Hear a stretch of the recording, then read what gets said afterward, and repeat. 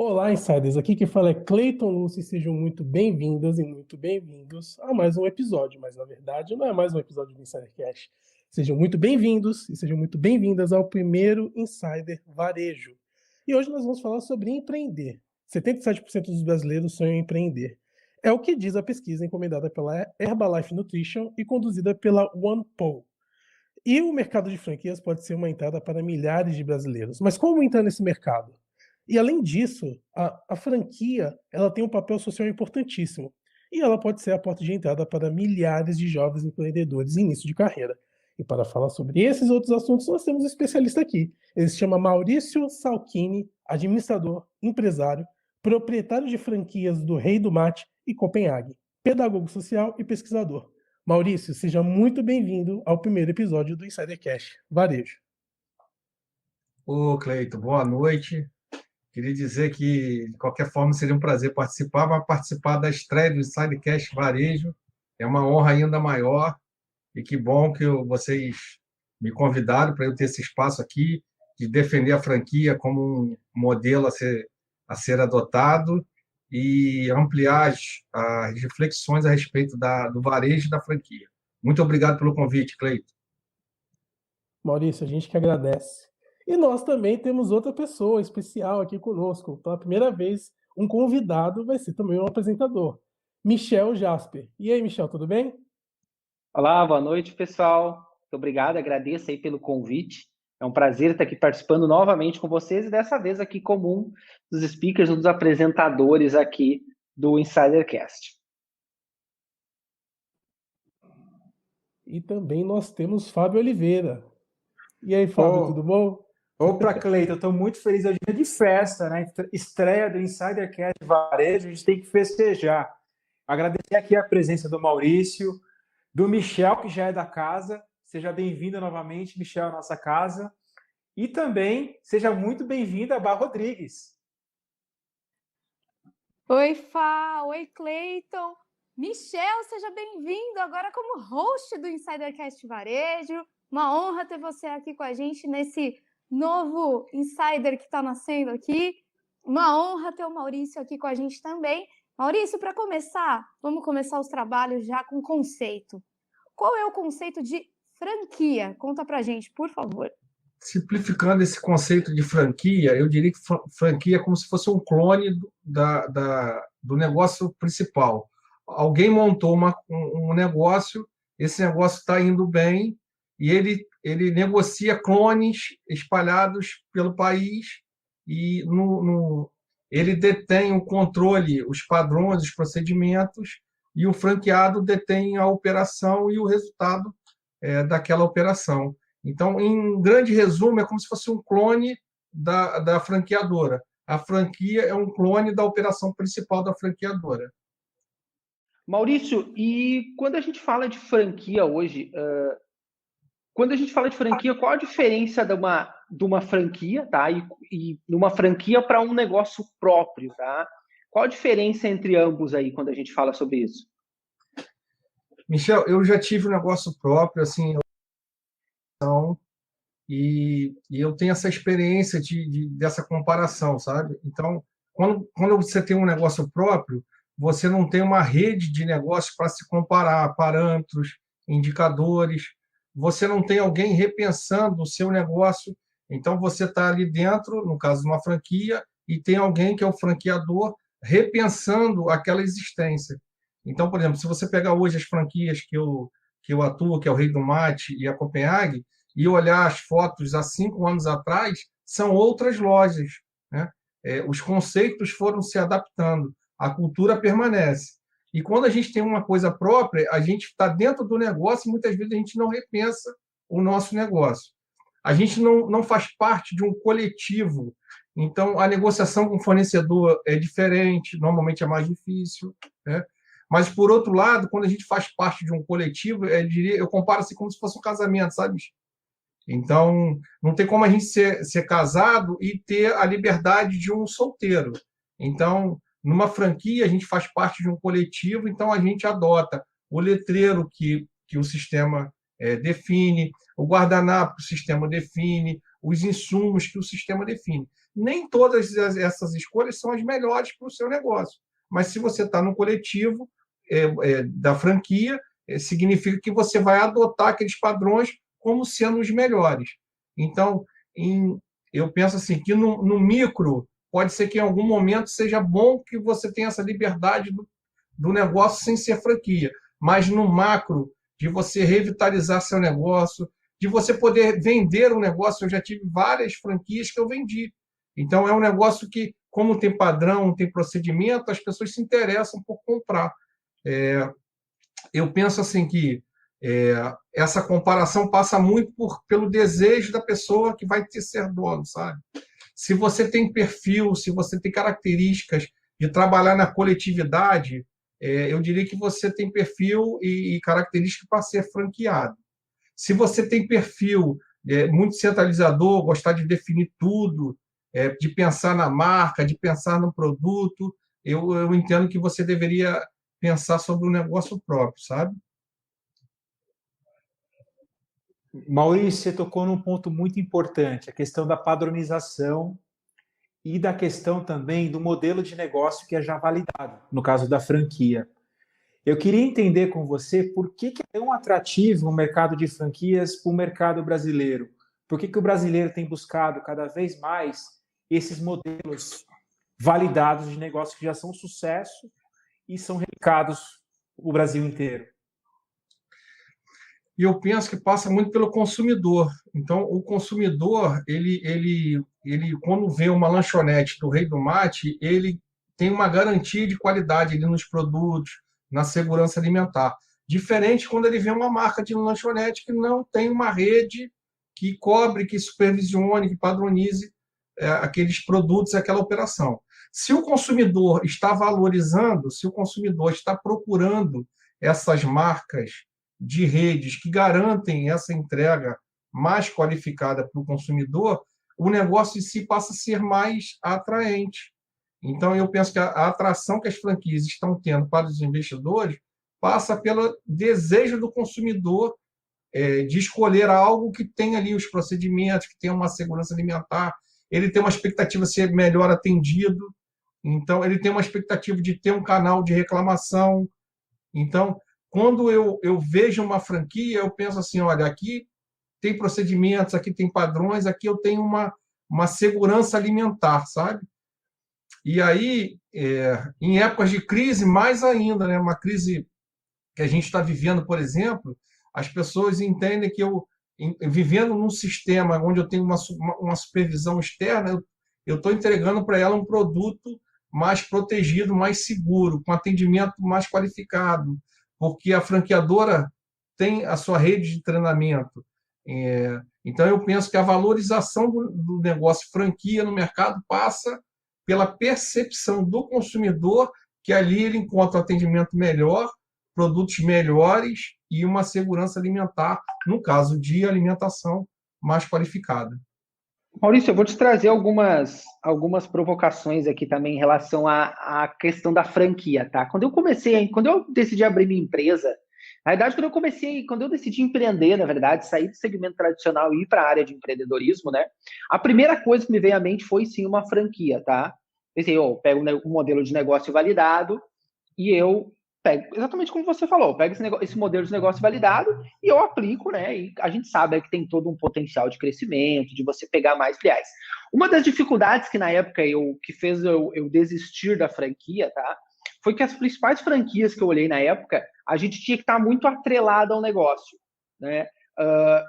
Principalmente na questão de liberdade de horário, de não ter tanta liberdade de horário, de ter que estar presente, de ter uma série de cronogramas, e eu achei muito similar ao processo que eu estava na CLT. E eu vejo que muitos empreendedores, quando eles vão olhar uma franquia, eles veem isso, né? Porque tu tem... eu lembro que eu olhei algumas franquias que eu tinha até alguns horários na semana de reunião que eu tinha que ter, que eu tinha que prestar contas, que eu tinha que estar tantas horas dentro do negócio, né? E isso acontece em todas as franquias. Existem franquias que você pode trabalhar mais como investidor e contratar alguém para administrar. Em todas as franquias, o franqueado ele tem que estar ali. Como funciona isso? Muito interessante sua pergunta, Michel, no sentido assim. Eu percebo que a franquia amadureceu no sistema. teve uma época que várias pessoas que procuravam franquia achavam que iam chegar com 300, 400, 500 mil reais e a franquia ia devolver a chave do negócio para ele. Bom, se eu tenho 500 mil reais, eu tenho a chave do negócio e por mês eu tenho um resultado X, como se fosse uma conta certa. E aí o sistema de franquia foi amadurecendo de comunicar as pessoas. Mas aí também pecou, aquela coisa do oprimido virar opressor, né? Então virou assim quase que uma obrigatoriedade. Você vai estar de frente do negócio, porque se você não tem nenhum negócio e quer ter uma franquia, você precisa se dedicar. Então chega a ponto de cobrar horário do franqueado, alguma coisa assim. O sistema, no meio termo do sistema, Michel, é assim: se eu não operar minhas franquias, as minhas franquias não vão bem. A minha franquia precisa de um operador. Tá? E aí eu diria que, sabe, grande parte das franquias precisam de um operador. Agora, eu não tenho horário para operar essa franquia, tá? Eu não tenho exigência de estar em alguns horários nessa franquia. Então, as franquias maduras é como se fosse o seu negócio, sem ser um sistema de franquia. Você precisa cuidar dos detalhes, você precisa operar sua franquia, mas sem essa determinação de horários. Mas penso que, no seu caso, por exemplo, Michel, essa exigência te colocou num lugar melhor. Porque você, por exemplo, é um cara que tem muita personalidade no seu negócio. Você tem muita... Na sua empresa tem muito da personalidade do Jasper. E aí, talvez, no sistema de franquia você não fosse tão feliz. Então, você vê como o sistema de franquia se preocupando em ter um candidato adequado para o sistema de franquia, explicando, você vai ter que abrir a loja, você vai ter que fechar a loja. Talvez esse exagero na exigência tenha feito bem para você e para o sistema, Michel. Maurício, agora você já respondeu um pouquinho a minha pergunta, mas eu vou aprofundar ela. É o seguinte, né? Eu queria saber as principais diferenças entre a franquia e o negócio próprio, né? Tendo em vista que é o seguinte, mais de 50 milhões de pessoas no Brasil estão envolvidas com empreendedorismo. E aí eu vou ter que falar um trava-língua aqui, mas eu vou tentar, né? Segundo o último levantamento da Global Entrepreneurship Monitor. E com base nesse tamanho desse público, né, que são mais de 50 milhões de pessoas, provavelmente muitas dessas pessoas tiram a sua renda do empreendedorismo. Então eu queria saber quais são as principais diferenças entre investir numa franquia e investir no negócio próprio. Eu sei que você já falou um pouquinho, né? Acho que no começo da nossa apresentação você falou que é um casamento, que tem algumas regras e tudo mais, mas eu queria que você aprofundasse mais um pouquinho, por favor. Interessante. São várias características que são diferentes. Então, se você tem um negócio próprio, você pode optar para ir para uma localização que seja mais barata, um investimento, por exemplo. De repente, uma loja que não pague luvas. Na franquia, quem vai decidir para onde você vai é a franqueadora. Então, a franqueadora vai dizer, naquele bairro, de tal estado, tem espaço para a gente crescer. Então, já começa dizendo assim, eu não posso montar uma franquia aonde eu desejar. Eu vou montar franquia onde o franqueador entende que tem espaço para expansão. Primeiro ponto. Segundo ponto, o valor do investimento, Cleiton. O valor do investimento, normalmente, de uma franquia é o dobro do negócio próprio. Então, se eu montar uma lanchonete própria, eu vou gastar metade que possivelmente eu vou gastar no Rei do Mate. Por quê? O Rei do Mate desenvolveu fornecedores e a gente usa equipamentos de primeira linha. Eu montando um negócio próprio, possivelmente eu vou escolher mais barato. Então, o nível de investimento costuma ser maior em função disso. Terceiro, eu não consigo definir detalhes do meu negócio no sistema de franquia. Então, o tamanho do letreiro, o material do letreiro, o fornecedor do letreiro, meu cardápio, meu menu de preços, uma tabela de preços. A tabela de preço eu tenho banda mínima e banda máxima no caso do Rei do Mate. Então, eu não tenho liberdade de escolher vender mais barato que a banda mínima, nem mais caro que a banda máxima. Então, é um modelo, por isso que eu usei a palavra clone, sabe? Quando você procura, a regra está toda estabelecida. Cabe a você pesquisar e entender se você fica bem adotando esses padrões ou não. Então, eu tive acesso, por exemplo, a amigos que diziam assim, Maurício, eu gostaria de eu pensar a marca, eu definir as cores, né? Eu acho que bacana determinado tipo de mesa, colocar puff numa lanchonete. Nada disso eu posso fazer. Mas eu, Maurício, eu adoro quando os padrões, os procedimentos já foram testados, já foram ensaiados e já vem com uma previsão de resultado para mim. Eu preciso treinar a equipe e eu preciso operar bem para aquele modelo que já está testado, aprovado, se concretizar no meu negócio. Então, é um tipo de pensamento que é o tipo de pensamento do franqueado que é feliz no sistema de franquia. Perfeito, Maurício. Vamos falar um pouquinho da questão aqui da escolha da franquia, tá? Eu lembro quando eu estava nesse processo de sair das empresas tradicionais, de sair da CLT e ir trabalhar, tá? E abrir meu próprio negócio, e eu estava olhando a questão das franquias. Óbvio que eu fui por um segmento que eu sou familiarizado, que é o varejo, né? Mas em relação a isso, quais os outros tópicos que o empreendedor de franquia deve analisar para fazer uma opção mais assertiva e adequada ao seu perfil? Então, Michel, você fez o caminho corretíssimo. Se você tem familiaridade com varejo, você procurou franquias no varejo. Outro dia eu estava numa palestra sobre franquias, que o tema desperta muito interesse.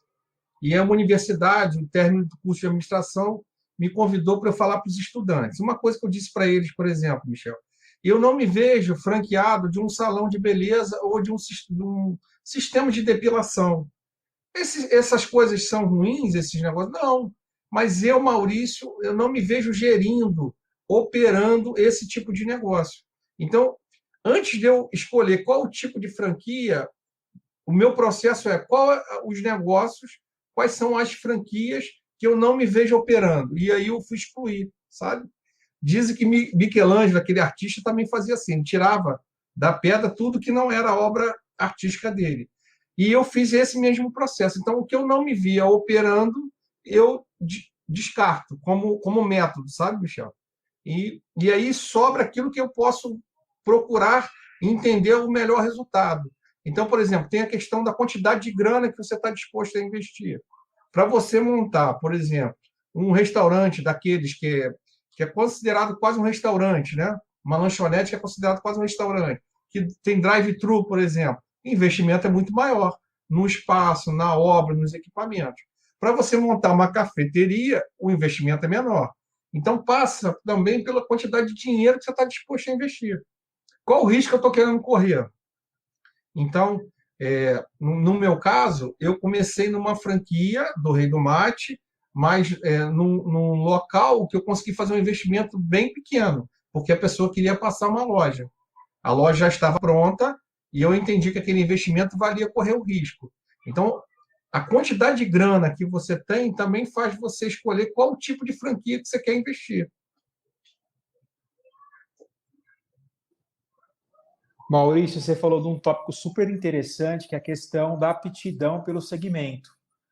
Mas eu queria saber, como um leigo no assunto, se você fosse investir hoje em franquia, que tópico eu teria que analisar antes de tomar uma decisão além da categoria da franquia? O que eu tenho que analisar? A reputação das empresas? Onde que eu procuro as informações? Como começar?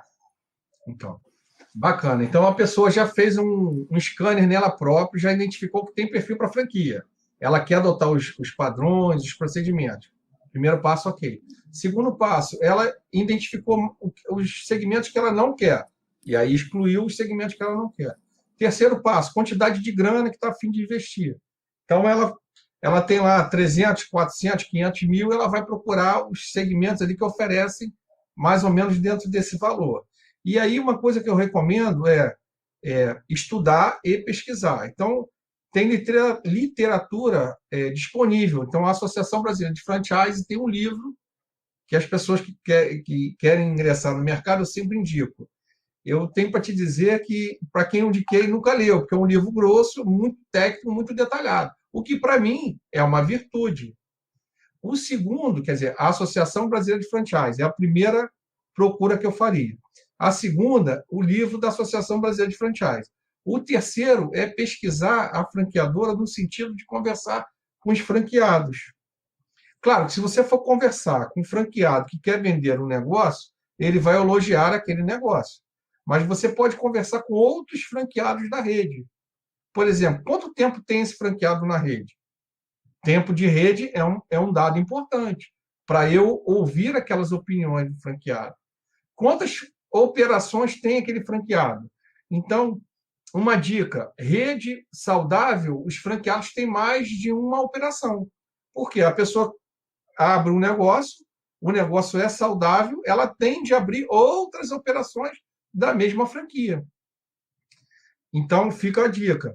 A segunda dica é qual o nível de informação que a franquia te dá. Então, por exemplo, franquias maduras, sérias, passa o contato dos franqueados para ter uma conversa. Visite as lojas desses franqueados.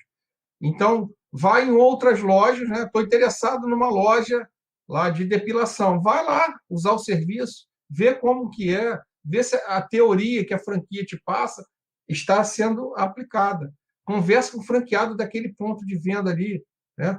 Talvez, se apresentando como interessado ou não, bate um papo, sente a energia daquele comércio, vai em horários diferentes também, né? Para entender se aquele comércio tem um volume de negócio que a franquia te fala, sabe? Eu tenho uma experiência, tem um concorrente do Rei do Mate, que eu não vou falar o nome por questões éticas, que ele sempre joga para cima a expectativa de faturamento.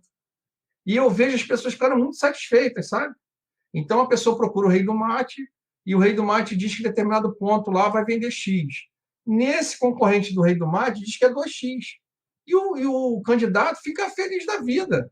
Eu falo, olha, mas você quer expectativa ou você quer concretude? Né? Então, entender por que uma rede é tão otimista e a outra não é tão otimista com relação ao faturamento.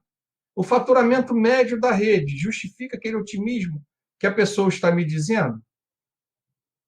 Então, são cálculos e conferências que você pode fazer entrando um pouquinho mais no detalhe das franquias. Perfeito, Maurício. Deixou bem claro esses pontos em relação à análise de franquia, tá? Mas agora falando sobre o cenário atual, tá? Vamos lá, a gente está num período agora, nós ainda estamos num período de pandemia, ainda temos aí todo um calendário de vacinação que a gente não sabe ao certo se vai ser cumprido e quando vai ser cumprido. Nesse período de pandemia, vale a pena começar um negócio nesse ano desafiador que ainda não terminou? Esse cenário torna a franquia uma ótima opção para investidores? A gente sabe que tem vários tipos de franquias, de vários valores. Mas você, na sua opinião, vale a pena começar uma franquia em meio a esse cenário atual que a gente está passando aí? Eu penso, Jasper, eu comparo esse cenário do Covid com uma guerra, sabe? E eu penso que nós vamos viver o pós-Covid como se fosse uma pós-guerra. E no período pós-guerra, o que eu estudei, o que eu li, diz assim, que o dinheiro fica valendo muito. Então, se você tem uma grana, aquela grana, nessa época, vale mais do que numa época normal. Então, eu pesquisaria mais, eu consultaria mais, eu levaria mais tempo para decidir o que eu iria decidir, tá? Sabendo, e com uma análise bem moderada, nada otimista. Então, quando que esse comércio aqui vai voltar a girar, por exemplo? O centro do Rio, quando que isso aqui vai começar a girar? Tem previsões que dizem setembro, tem previsões que dizem dezembro, tem previsões que dizem que é depois do carnaval. E eu faria a conta segurando aquele negócio depois do carnaval. Então, esse período pós-Covid manda a gente ser muito responsável com o dinheiro da gente, sabe? Porque se a gente não for responsável, as coisas tendem a não começar bem. Então, eu acho que tenho certeza que o sistema de franquia é um grande sistema para a pessoa entrar que quer investir. Porque é um sistema mais seguro, com menos erro. Tem segurança? Tem. Tem erro? Tem. Mas é menor que comparado com as outras atividades que não estão dentro do coletivo. Mas, mesmo diminuindo a margem de erro, mesmo diminuindo a margem de insegurança, eu faria mais cálculos, estudaria mais, faria mais pesquisas. Porque nesse momento pós-Covid, a gente precisa ser muito, muito, muito responsável com o dinheiro da gente. Decidindo investir, sim, a franquia é um modelo mais seguro do que um negócio fora do sistema de franquia. Ah, Maurício, você fala isso porque tem negócio. Não, é só você pesquisar, né? Dá um Google. e você vai comparar a morte das empresas que não são franquias com a morte das empresas que são franquias. Quem está no sistema de franquia, a tendência é ter mais resistência, é vender o negócio e não o negócio falir como o negócio próprio. Então, é só comparar, não precisa me ouvir e acreditar. Vai e compara o sistema de franquia com o sistema que não é franquia. Você vai ver que a tendência é para o sistema de franquia. Essa questão assim, da insegurança também, a questão da pandemia, a questão da saúde, faz a gente escolher também negócios que tenha mais padrões, mais procedimentos. Então, o uniforme, né, se a gente chega num lugar, as pessoas estão uniformizadas, estão limpas, o ambiente está adequado, transmite para a gente uma mensagem de segurança, o que é justamente o forte das franquias. Então, é mais um dado para dizer que o pós-Covid vai ser uma tendência para escolher as franquias. Maurício, agora vamos falar então de futuro, né? A gente está falando muito de presente aqui, né? Do pós-pandemia, do momento que a gente está vivendo agora, mas eu queria que você falasse para a gente quais são as tendências que você vislumbra para o mercado de varejo daqui para frente, não só de varejo, mas franquias também. O que você vê como possíveis iniciativas? Eu gosto muito do futebol, e no futebol tem partidas que a gente faz a diferença entre um bom jogador e o craque. Normalmente as partidas assim finais, clássicos, muita rivalidade, você vê quem realmente é craque naquele esporte. E eu penso que o futuro vai definir quem é craque no sistema de franquia e quem não é craque no sistema de franquia. A gente viveu um boom aí de franquias que não eram tão craques assim no cuidado com os procedimentos, no cuidado com os padrões, foram crescendo lojas em quantidade e não respeitaram a qualidade no sistema. E eu penso que pós-Covid, as franquias que respeitam os procedimentos, os padrões, que supervisionam os franqueados, que têm boa relação com o franqueado, tende a crescer.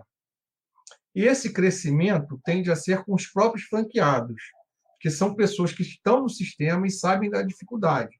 Então, aquele cara que é otimista, que vai montar o primeiro negócio, as franquias tendem a dificultar um pouco mais para ele, porque ele está numa expectativa de resultado que esse futuro vai alargar o tempo de retorno dele.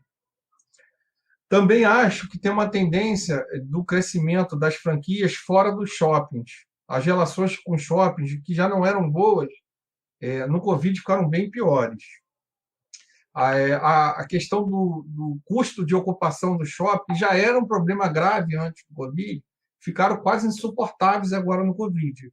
Então, eu penso que vai haver um crescimento grande das franquias fora dos shoppings, aproveitando os espaços dos negócios próprios que morreram.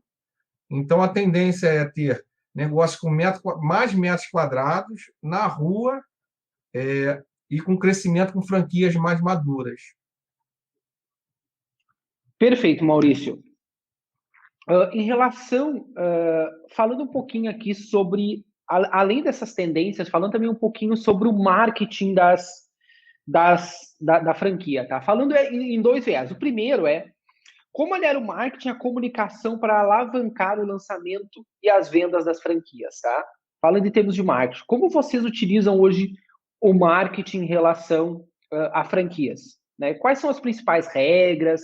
Quais são as principais questões de utilizações? Depois eu tenho um complemento, dependendo da sua resposta, eu tenho um complemento também para essa pergunta, tá? Sobre marketing. Mas falando de marketing, como funciona o marketing das franquias hoje? Michel, eu vivi uma experiência que para mim foi única, assim, que foi na Copenhague. Muita gente fala de vários canais, né? Omnichannel. Eu vivi isso na prática. Então, o que a Copenhague fez? A Copenhague fez comunicação, fez marketing com vários canais. Site próprio, Instagram da marca, incentivou a gente a ter Instagram, Copy Club. Isso tudo ia gerando pedido para a gente, sabe, Michel? Tudo junto e ao mesmo tempo. Foi um desafio, mas foi lindo a gente ver o quanto de resultado que esses vários canais foram trazendo de vendas para a gente. Então, eu penso que essa teoria que a gente pensa que está longe de acontecer, na Copenhague já acontece. Então, o cara hoje entra no site da Copenhague, ele clica no link do WhatsApp, ele faz pedido pelo WhatsApp, chega organizado para a gente que é franqueado. Ele entra no site da Copenhague, ele compra e a entrega pode sair da distribuição da Copenhague ou da loja. Ele entra no meu Instagram, ele compra pelo meu Instagram. A gente tem as postagens, a Copenhague deu um suporte para a gente, explicando o que postar, quando postar, que horas postar, qual linguagem utilizar, sabe? Então, eu penso que o sucesso do marketing da franquia tem como exemplo a Copenhague. A Copenhague hoje ela é maior, mais forte do que antes do Covid, e muito pela utilização desses vários canais de comunicação com o cliente e de venda, sabe? Maurício, agora falando sobre alta performance, quais são as características ou diferenças que um franqueado de alta performance tem em relação aos outros? Então, Cleiton, eu penso assim, que a coisa de operar o seu negócio e gostar de operar o seu negócio. Então, gostar de estar na loja, gostar de vender o seu produto, sabe? Uma experiência, Cleiton. Eu trabalho muito no salão da loja. Eu levo meu notebook e trabalho no salão da loja. Então, eu entendo da operação do meu negócio. Então, quando eu vou montar uma loja, Cleiton, eu sei se eu tenho que botar um caixa, 2 caixas, se eu tenho que fazer esse investimento a mais, né? Eu sei qual é a dificuldade da minha colaboradora na operação da loja. Então, eu entendo se o equipamento tem que ficar no segundo andar ou no primeiro andar. Eu sei qual é a venda sugestiva que a minha operadora do caixa precisa fazer. Eu desenvolvi com uma equipe um treinamento, a gente chama de treinamento CULT, que é um treinamento que a gente tira os funcionários e leva para espaços culturais. E nesse espaço cultural acontece uma experiência cultural e depois a gente bate um papo sobre a operação do negócio. E aí, Cleiton, vários colegas meus franqueados falaram assim, Maurício, a gente não tem tempo para nada. Eu falo, mas vocês têm 2 turnos. Você tem um turno da manhã e um turno da tarde. Enquanto o turno da manhã está trabalhando, eu estou com o turno da tarde no espaço cultural. Enquanto o turno da tarde está trabalhando, eu estou com o turno da manhã. Então, há espaço para você usar a criatividade, né? A gente faz simulações nas lojas. Como é que eu atendo quando tem fila? Eu não preciso tirar o cara da loja para ensinar o cara quando tem fila. Eu simulo uma fila e explico para ele qual é o atendimento. Eu criei, Cleiton, eu criei um quadro todo dia no fechamento da minha loja. Eu tenho 7 produtos principais e 5 indicadores, que eles preenchem ou em vermelho ou em azul. Tem as metas. Então, isso diz o que para a equipe? Se está azul, está show de bola. Tem até uma figurinha no WhatsApp da turma, que é aquele camarada da caneta Bic. Está tudo azul. E se está em vermelho, a loja não foi bem. Então, diariamente, a gente reconhece se está indo bem ou se precisa melhorar. Esses detalhes todos juntos, Clay, fazem um franqueado ter alta performance ou não, sabe? Então, se achar que a franquia dá conta, só os procedimentos da franquia não dão conta, não. Você tem que estar dentro do seu negócio, olhar mais indicadores, criar parâmetros, procedimentos, sabe? A gente olha, por exemplo, a conta de luz semanalmente, que é um dado importante no rei do marketing. Então, se a conta de luz disparar, ou eu tenho problema elétrico, ou eu tenho um problema de fraude. E aí, eu resolvo a questão elétrica, ou eu vigio a questão da fraude. Quer dizer, eu faço isso semanalmente. A franquia não tem como dar conta de toda a operação de um varejo, sabe, Clay? Então, eu digo que viver esse varejo, sabe? Vibrar por esse varejo, inspirar-se nesse varejo, e eu acho que faz toda a diferença de uma pessoa de alta performance ou não. Maurício, e vamos trazer um pouquinho aqui, tá? Quando a gente fala também, trazendo essa questão da alta performance do próprio marketing, tá?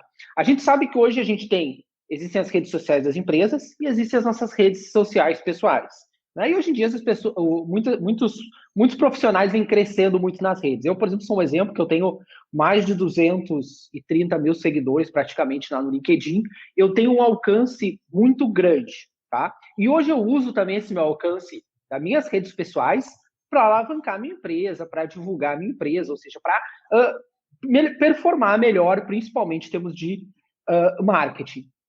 Dentro de uma franquia, qual o limite, até mesmo para um influenciador, para um profissional que tem uma rede social grande, uma rede social forte, até onde ele pode ir? E ele pode usar sua rede pessoal para performar melhor seu negócio? Ele pode utilizar o seu perfil pessoal, desde o seu conhecimento até o seu alcance orgânico da rede pessoal, para fazer marketing dentro de uma franquia e ter uma performance melhor? Ou existem algumas regras aí, ou acaba não podendo fazer isso hoje? Como funciona isso?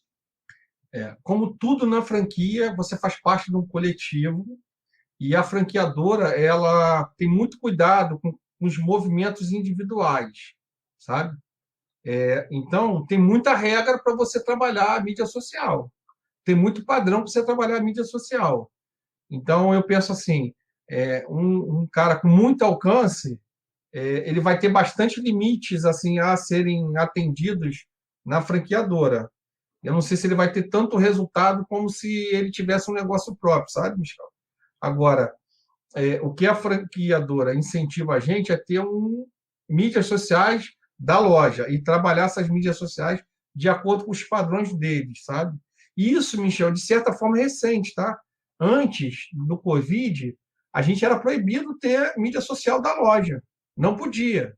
E aí a gente vê que é um encaminhamento das franquias, porque todas as franquias sugeriram a gente a ter mídia social da loja.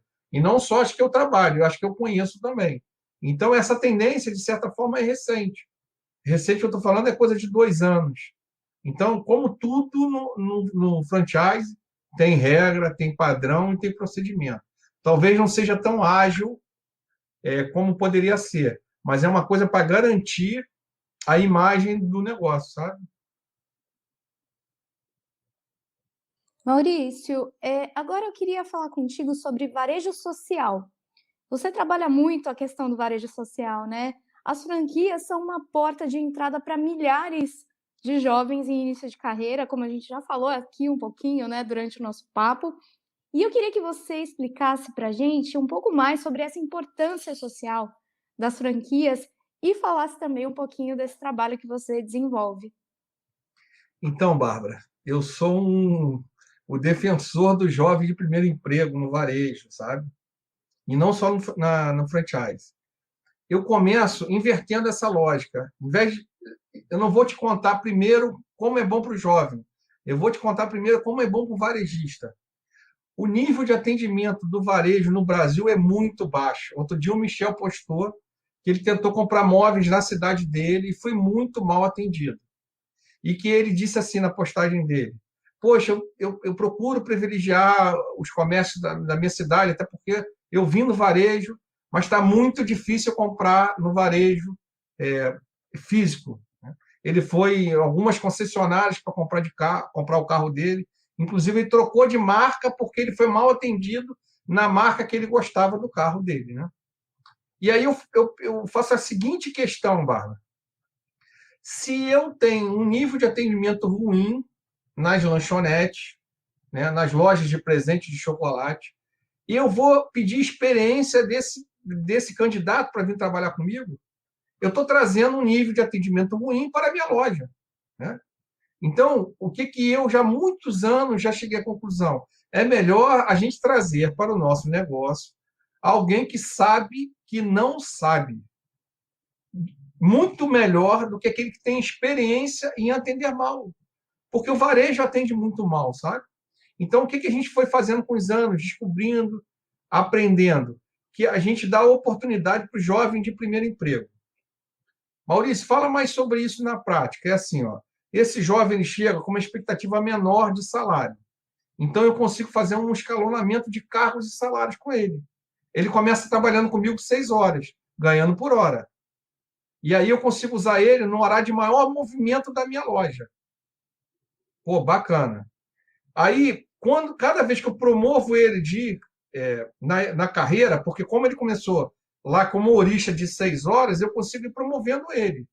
Eu vou ganhando a motivação dele, sabe, Bar? E ele, como ele não sabe, sabe que não sabe, ele valoriza cada aprendizado que ele tem. E mais do que isso, ele torna a minha empresa, a minha loja, um lugar de formar pessoas, porque ele não sabe nada, alguém tem que ensinar para ele. Quem ensina para ele é alguém que chegou na loja e também não sabia nada. E aí eu crio uma cultura de um deles formarem a equipe. Aí tem gente que me fala assim, Bárbara, poxa, Maurício, você investe tanto em treinamento, você dá tanta atenção para eles. E a Isabelle, que é uma pessoa que nos acompanha na mídia social, acompanha o Michel, me acompanha, a Isabelle saiu para trabalhar numa outra empresa. Olha, mas qual é o problema? Ela era minha atendente, uma outra empresa fez a avaliação dela, julgou ela excelente e contratou ela. A gente contrata um novo jovem de primeiro emprego e começa o ciclo de formação novamente. O importante é que a empresa, contratando gente que não sabe, mas que sabe que não sabe, fica uma empresa formadora de bons profissionais. Então, a empresa sai ganhando muito com isso. Fica formadora e cria cargos e salários, promoções recorrentes no negócio. Bacana. Por outro lado, agora vamos olhar pelo viés social, né? A gente tem uma multidão de jovens, a gente tem milhões de jovens fora do mercado de trabalho. Esses jovens, se eles trabalhassem, eles iriam consumir mais com a gente. E a gente está desperdiçando essa multidão de pessoas. Quer dizer, vamos olhar pelo viés econômico. A gente precisa inserir esses jovens no mercado de trabalho para que eles possam consumir. Então, se o cara trabalha comigo no Rei do Mate, ele ganha um salário, ele pode ajudar a mãe dele no supermercado. Ele pode comprar uma bicicleta, a economia começa a girar. Se a gente... Outro dia eu vi uma reportagem do Nizam, na verdade, uma postagem no LinkedIn. O Nizam disse assim, a gente tem que parar de fazer o capitalismo no mal. A gente precisa do mercado e mata o mercado. A gente precisa do consumidor, mas exclui o consumidor. A gente tem que começar a incluir as pessoas. Capitalismo da inclusão. Então, eu disse pelo viés da empresa, eu disse pelo viés da economia. Agora, eu vou falar pelo viés do jovem. Esse jovem, a gente tem milhões de jovens hoje vivendo em territórios dominados ou por tráfico, ou por milícia, ou pelos dois. Nesses lugares, Bárbara, a internet deles é gatunete. O gás é da milícia. Tá certo? O comércio que gira ali, forte, é o comércio de drogas. É tudo na informalidade. Então, as pessoas que trabalham no gás da milícia, elas não têm carteira assinada. E aí ele olha, possivelmente um tio, um pai, se for vivo, né? Porque a média de idade é muito baixa dos homens, ele olha para os vizinhos um pouco mais velhos e vem trabalhando em questões, em lugares que não tem carteira assinada, não tem uma trajetória profissional. O cara ganha mal para caramba. O que esse jovem fica sem esperança? Aí a gente criou um jovem neném. Na verdade, imaturo é a sociedade. Porque ele nem quer trabalhar, nem quer estudar. Porque ele vai estudar para quê? Eu vou estudar para trabalhar, para vender no gás para a milícia, para passar fome. É essa a realidade que ele vê. Então, a sociedade tem que amadurecer e tirar esse bebê do colo. Puxar ele, ajudar a escola a formar ele. Ah, Maurício, mas a gente não tem jovens bem formados. Meu caro, essa é uma missão de todos. Vem comigo. Estou junto contigo para a gente formar pessoas. Não é isso? Então, a gente tem que trazer esse jovem, essa massa de jovens que hoje são excluídos do mercado de trabalho, mas pensar neles lá na escola, no 8º ano, no 9º ano, sabe? Interagir com a escola, trazer eles para o mercado de trabalho, entender que eles não sabem, e isso eu faço diariamente. Tem jovem que não sabe por que tem que ser pontual. Teve um jovem, Bárbara, que me fez a seguinte questão: Maurício, você, quando precisa, eu sou obrigado a fazer hora extra. Agora eu não posso chegar meia hora atrasado. Eu falei, é verdade. Essa nossa relação, falei com o jovem, ela é baseada na legalidade. Existe um contrato de trabalho que você me disse que você poderia fazer hora extra. Você me garantiu no contrato. Você leu o contrato? Não. Falei, então tira uma cópia, entrega para ele. Quer dizer, olha a cidadania que o varejo, que o trabalho, tem um conceito de trabalho decente. Esse conceito aí cabe um outro podcast. Mas aqui é aquele trabalho formal. Olha o que a formalidade gera na pessoa. ela lê o contrato de trabalho, ela sabe que tem direitos e deveres. Ela tem um direito de receber a hora extra.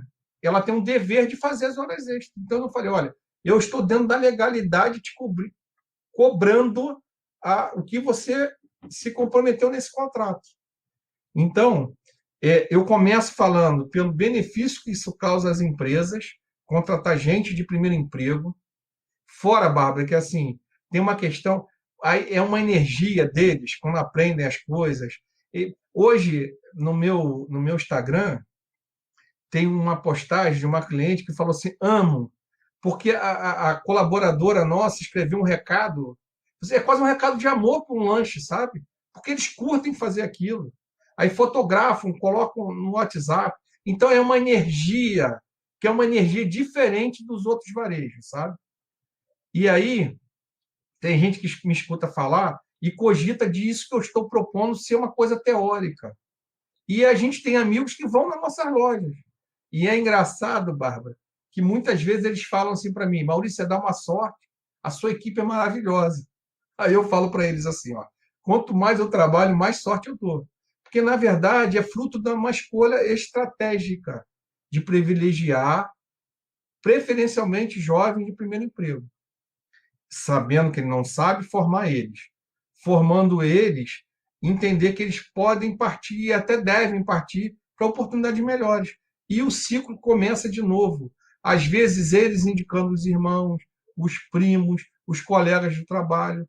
Eu conheci o Michel Jasper numa escola estadual de São Gonçalo, que é um município vizinho, da onde normalmente vêm nossos colaboradores. Eu e ele fazendo uma palestra gratuita, voluntariada, né, para jovens que estavam terminando o ensino médio. Então, é essa crença dessa porta social é que eu defendo, sabe, Bárbara? Poxa, Maurício, muito legal a sua história do investimento no varejo social, no investimento no primeiro emprego. Eu tenho certeza que você está fazendo a sua parte para transformar a vida de milhares de jovens e famílias. A gente que sofreu também no primeiro emprego, mesmo tendo até condições melhores do que pessoas em vulnerabilidade social. Fiquei muito contente com a sua história, em saber que você tem plano de carreira, por menor que o negócio seja, você tem um plano de carreira e investe nesses jovens, e um jovem acaba indicando o outro. Muito legal saber disso. Mas a gente fez um trabalho investigativo aqui, Maurício, a gente tem aqui no InsiderCast, e no InsiderCast Varejo não podia ser diferente. A gente descobriu que você é um colega de trabalho nosso, só que no podcast. Verdade, verdade. Olha que legal, você tem um podcast chamado Trilogia Saudável. A gente queria conhecer um pouco por que você criou esse podcast e como que ele está se desenvolvendo, enfim. Conta pra gente aí como que é esse podcast. Então, essa iniciativa tem muito da minha personalidade, sabe? Eu junto as pessoas que me conhecem na pedagogia social me estranham que eu sou empresário, os empresários me estranham que eu sou pedagogo social, e eu faço essa mistura e considero que é uma mistura muito saudável, porque eu cuido que as coisas sejam verdadeiras, sabe? Então, eu cuido que as coisas sejam transparentes, eu estudo para aquilo ser aplicado.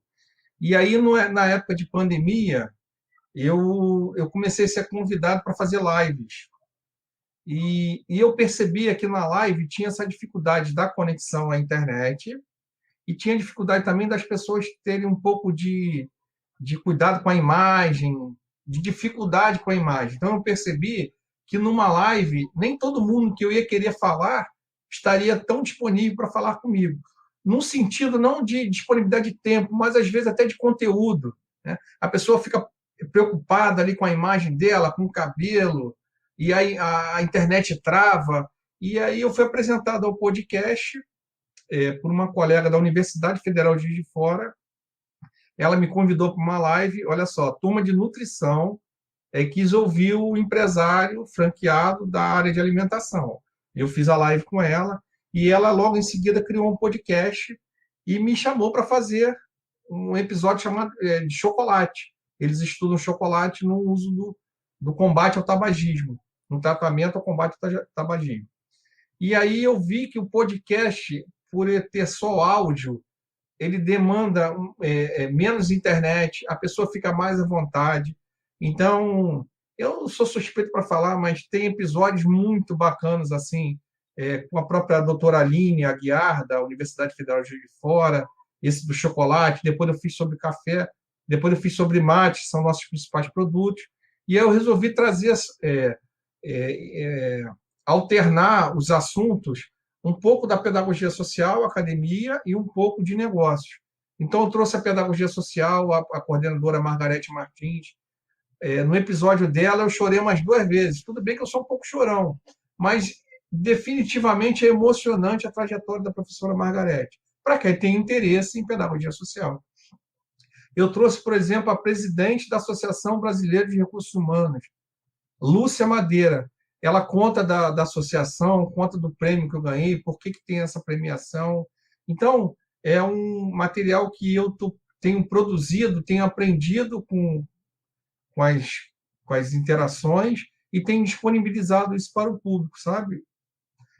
Tenho me sentido bem fazendo isso e tenho tido retorno. Assim, tem pessoas, em função da pandemia, que às vezes estou quase 2 anos sem contato com a pessoa e a pessoa interage comigo e diz assim, pô, eu tenho te acompanhado na mídia social, seu conteúdo está muito legal. E eu falo, mas não, eu assisti o podcast e tal, entendeu?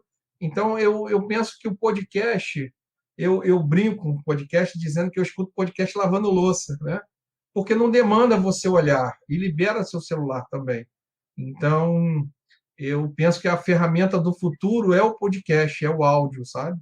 E aí, tem uma coisa que meu pai dizia, que a moda vai e volta.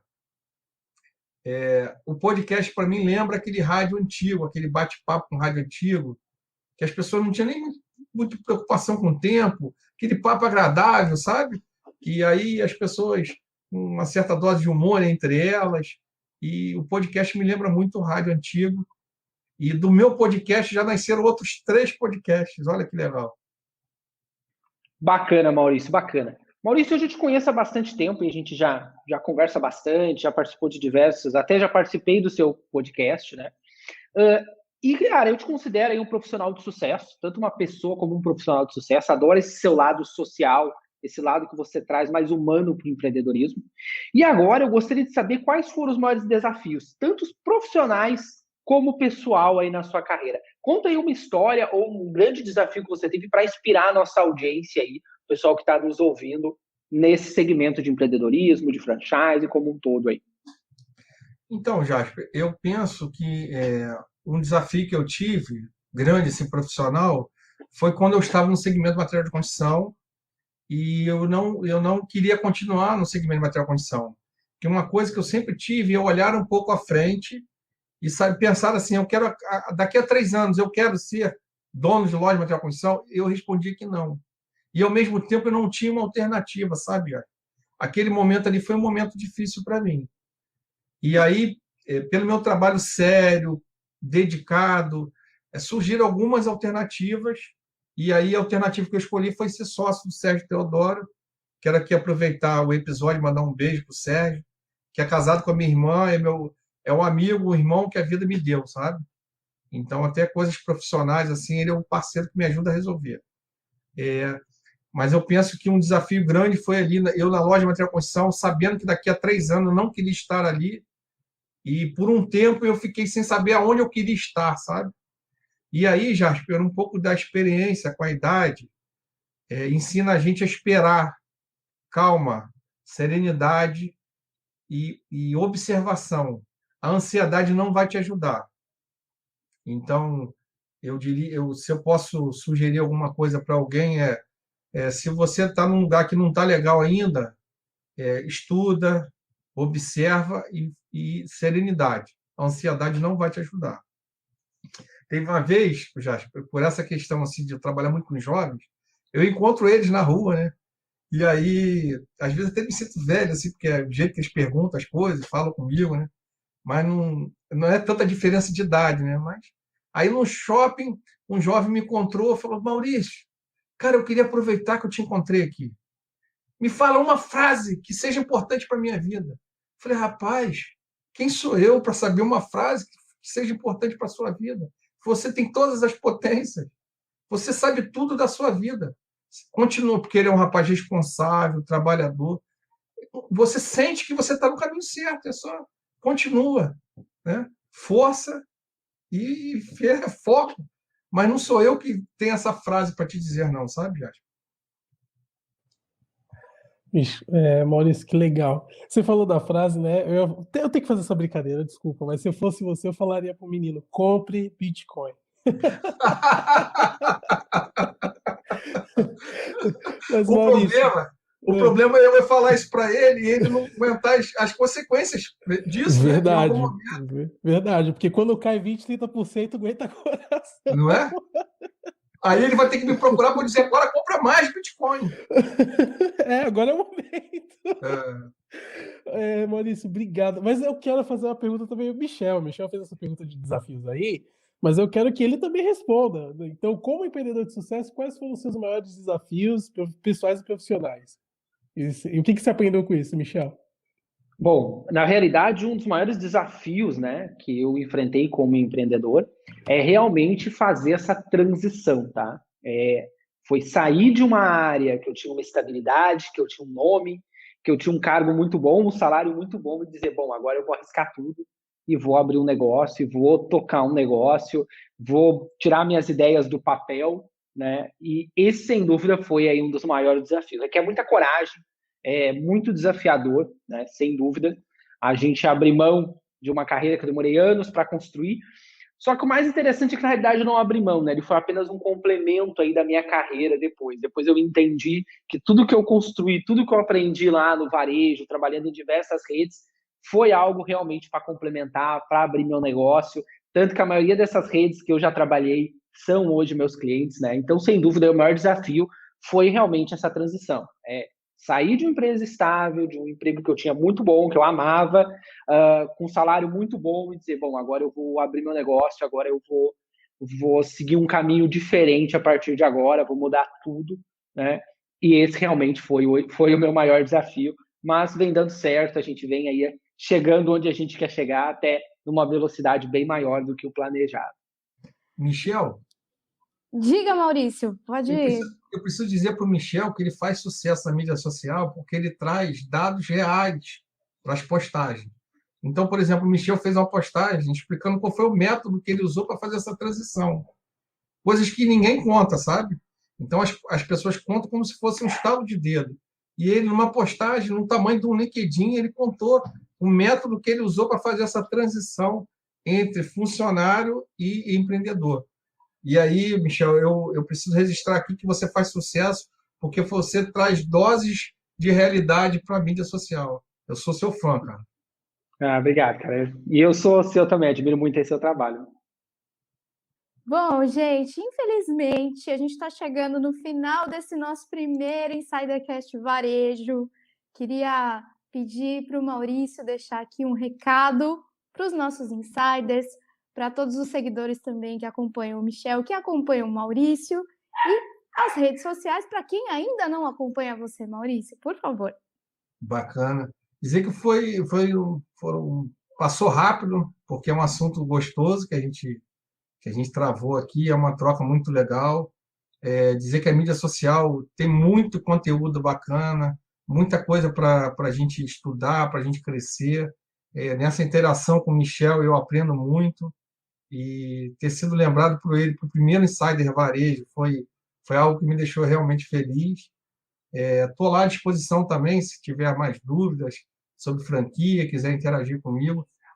A interação é sempre bacana e eu estou à disposição para aprender com quem quiser lá comigo, tá bom? Dizer da acolhida de vocês, do planejamento de vocês, muito bacana que foi produzido antes, durante e vai me deixar feliz depois, tá bom? Um beijo a todos.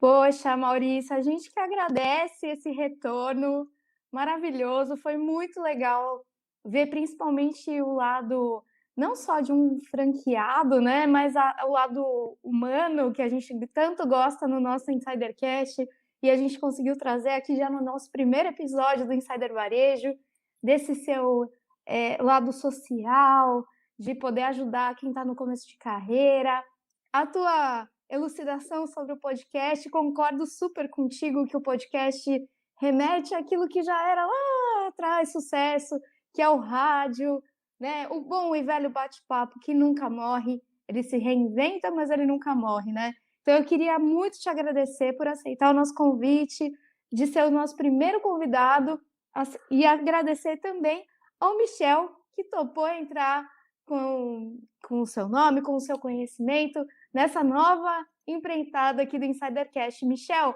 muito obrigada e a gente se encontra no próximo episódio. É com você, Michel.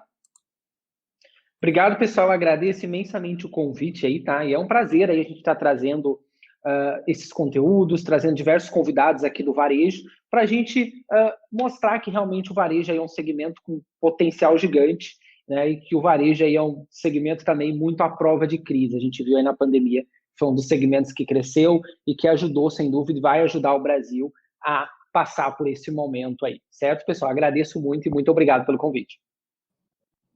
Poxa, que orgulho dividir a mesa aqui com o Michel, dividir essa mesa com o Maurício, com a Bárbara e com o Cleiton. Maurício, eu tenho certeza que o insider que ouvir esse podcast vai saber se ele realmente tem o perfil para ser um franqueado e também como pode procurar uma franquia que se adequa ao perfil para ele, se caso ele tenha esse perfil.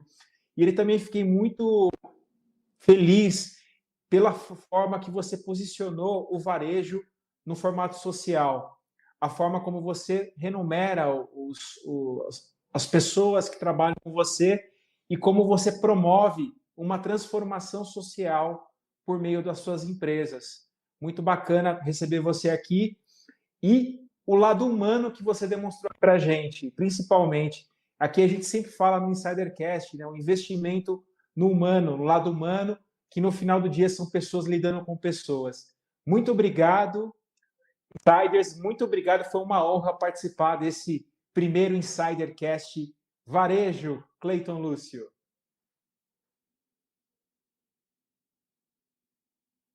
Obrigado, Fábio. Obrigado, Bá. Realmente, essa frase da Bárbara que ela vive frisando, que ela aprendeu no IVG, é muito importante, né? No final do dia, são pessoas lidando com pessoas, então a gente tenta carregar isso o máximo possível, e o Fábio trouxe essa frase brilhantemente. E ele também roubou um pouco na minha fala final, que eu ia falar sobre o varejo social. Eu achei sensacional essa parte pelo seguinte, né? Empreender para muitos é o melhor caminho que eles vão encontrar na vida deles. Principalmente para as pessoas que estão realmente em uma situação, como até o Fábio salientou, uma situação de vulnerabilidade social. Muitas vezes, infelizmente no Brasil ainda, empreender não é uma escolha, mas é o que tem para hoje. E a gente quer aqui no Insidercast estimular que as pessoas elas não precisem ser empurradas para o empreendedorismo, mas sim que elas busquem o empreendedorismo, porque o empreendedorismo provavelmente é a roda que vai fazer o mundo girar mais rápido, porque quanto mais empreendedores, mais ideias nós temos, e quanto mais ideias nós temos, mais negócios nós criamos, e quanto mais negócios nós criamos, mais riqueza nós geramos. E uma sociedade cada vez mais e mais rica é uma sociedade próspera, com pessoas que têm ideias e que evoluem mais rápido. Então, empreender é realmente a base de uma sociedade mais segura, de uma sociedade até mais igualitária, de uma sociedade mais justa. Então, muito obrigado, Maurício, muito obrigado, Michel, e muito obrigado a vocês, insiders, que estiveram aqui nos acompanhando.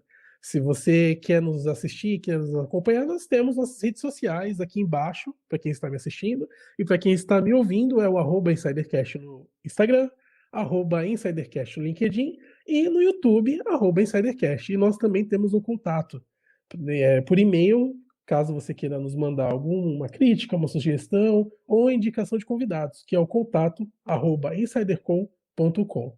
Eu agradeço a você que nos assistiu até aqui nesse primeiro episódio do Insidercast Varejo, ou carinhosamente como a gente chama, Insider Varejo, e nós nos vemos e nós nos ouvimos nos próximos episódios.